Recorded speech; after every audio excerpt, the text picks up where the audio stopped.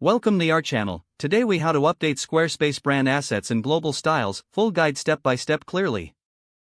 To update your Squarespace brand assets and global styles, begin by logging into your Squarespace account. Once logged in, navigate to the website you wish to edit. On the left-hand menu, click on Design. From the Design menu, select Style Editor to access the global style settings. In the Style Editor, you will see various sections for customizing your brand assets. Start with the Colors section to update your site's color palette. Here, you can click on the color swatches to change the primary, accent, and background colors. Next, move on to the Fonts section to customize your typography. You will find options to select fonts for headings, body text, and other elements. After selecting your desired fonts, make sure to adjust the size and weight to fit your brand.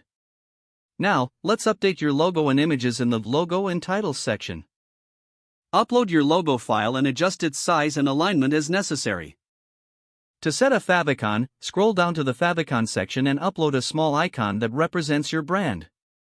Once you've adjusted the logo and favicon, return to the Design menu.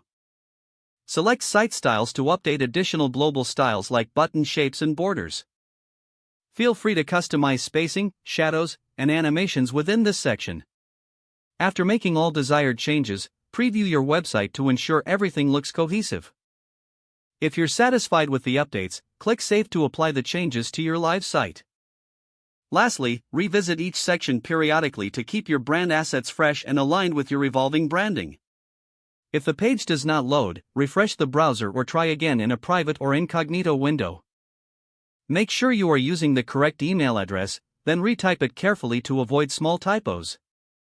If your password is not accepted, use the reset option and create a new strong password you can remember.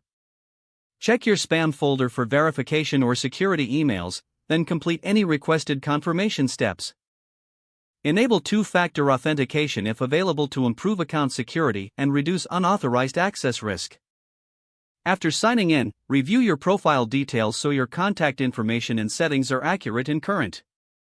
If you see an error message, note it down and try again after restarting your device and internet connection. Log out when you finish, especially on shared devices, to keep your account and payment information secure. If the page does not load, refresh the browser or try again in a private or incognito window. Make sure you are using the correct email address, then retype it carefully to avoid small typos.